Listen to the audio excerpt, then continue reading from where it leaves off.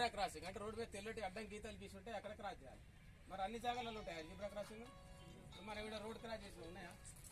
లేవు, చాలా చోట్ల ఉన్నాయి. అక్కడ క్రాస్ చేయాల్సి వచ్చినప్పుడు ఏం చేయాలి మనము? ఫస్ట్ రైట్ చూడాలి, look at your right first, look at your left first, left second, then look at your right again and then cross the road అని చెప్తారు.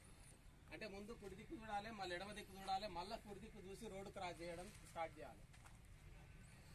ఎవరైతే వస్తున్నారో ఇటు దిక్కుకి వెళ్ళి బండి ఇటుకెళ్ళి వస్తాయి కదా, ఎవరైతే వస్తున్నారో వాళ్ళకి ఐ కాంటాక్ట్ చేయాలి. ఇప్పుడు ఆయన వస్తున్నాడు, దూరం ఉన్నాడు కదా, నేను క్రాస్ చేయడానికి స్టార్ట్ చేస్తే ఆయన నన్ను చూస్తున్నాడో లేదో నాకు తెలియాలి కదా. So I should make an eye contact. Yes, నన్ను చూస్తున్నాడు అన్నప్పుడే రోడ్ క్రాస్ చేయాలి. క్లియర్? ఇది పెద్దవాళ్ళకి మాత్రమే. 13 సంవత్సరాల లోపు పిల్లలకు ఈ విషయం చెప్పకండి. వాళ్ళు రోడ్డు దాటాలి అంటే పెద్దవాళ్ళ సాయం తీసుకోవాలి, లేకపోతే ట్రాఫిక్ పోలీస్కి లేకపోతే పోలీస్ హెల్ప్ తీసుకొని క్రాస్ చేయమని చెప్పండి. రెండోది, మనం రోడ్డు మీద నడవాలంటే ఎటు దిక్కు నడవాలి? ఇది రోడ్డు, బండ్లు ఎటు దిక్కు నడుపుతాం మనం?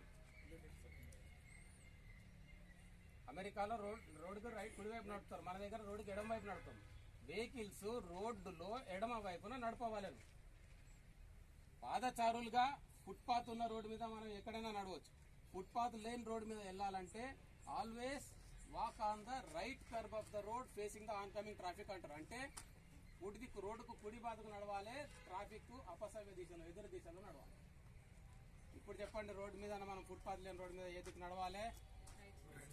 రైట్ సైడ్ నడవాలి. ఎందుకు నడవాలి?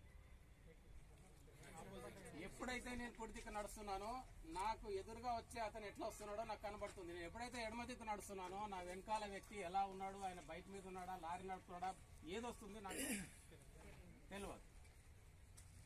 సపోజ్ ఈయన సరిగా రావడం లేదు, నేను పక్కకు జరిగిపోతాను, నేను సేఫ్ ఉంటాను. సో ఇది చాలా ఇంపార్టెంట్. ఇది పాదచారుల విషయానికి వస్తే ఇంకా చాలా ఉన్నాయి, బట్ ఇవి మేజర్. టూ వీలర్ అయితే ఏం చేయాలి?